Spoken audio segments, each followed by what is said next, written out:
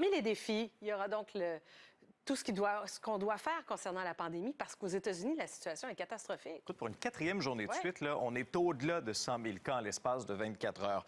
Allons rejoindre le docteur Julien Cavanagh. Il est neurologue à la State University de New York Downstate Medical Center.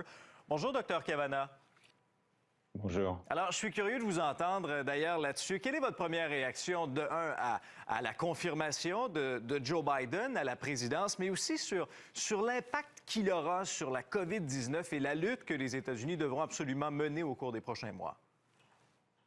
Écoutez, c'est un immense moment de joie, de fierté, de soulagement aussi, mais en gardant en tête les 230 000 personnes qui sont mortes de la Covid ici aux États-Unis et maintenant plusieurs jours à 100 000 contaminations. Donc ce qu'on attend, c'est une véritable volonté politique de prise en main de cette épidémie à l'échelon fédéral, parce que c'est ça dont on a terriblement besoin aujourd'hui. Oui, je le disais, dès demain, M. Biden souhaite mettre une équipe de scientifiques, d'experts. Qu'est-ce que vous souhaitez voir là, au cours des prochains mois, des prochaines semaines comme prise en main? Il y a un certain nombre de leviers que le président des États-Unis peut activer.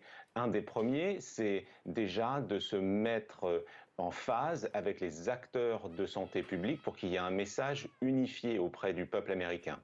Il y a une action pour le port du masque, pour que ce port du masque soit stimulé, encouragé et même rendu obligatoire dans les endroits où le gouvernement fédéral a prise là-dessus. Et puis, il y a tout un travail au niveau fédéral à faire pour la chaîne d'approvisionnement en matériel médical. Vous savez, je suis venu sur votre antenne expliquer ça plusieurs fois, que les hôpitaux se faisaient concurrence les uns avec les autres. Et puis le gouvernement fédéral a tout un tas de possibilités de stimuler l'innovation technologique. Donc il va y avoir un gros travail à faire sur les tests pour les multiplier, mais aussi pour développer des nouvelles technologies, pour les rendre plus faciles, que les gens les fassent à domicile, que les écoles puissent les faire beaucoup plus souvent. Ouais. Donc il y a tout ce travail à faire. Dites-moi, le fait d'avoir un président qui a un peu, en quelque sorte, politiser le port du masque, qu'il ne croyait pas nécessairement à ce que les scientifiques lui disaient. Jusqu'à quel point, selon vous, selon votre expertise, ça a nui et ça a un peu gonflé les chiffres là, aux États-Unis? C'est très difficile à quantifier, vous savez, mais ce qu'on voit dans l'ensemble, c'est que Donald Trump a essayé d'opposer la pandémie avec finalement la vie quotidienne des Américains. Il faut qu'on apprenne à vivre avec ce virus pour le combattre.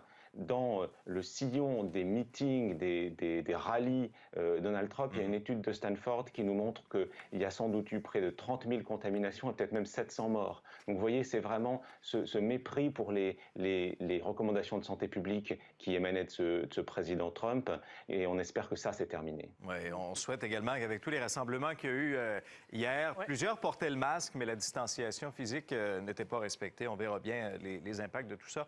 Docteur Cavanagh, merci beaucoup d'avoir été là. Je vous remercie. Bonne journée. Au revoir.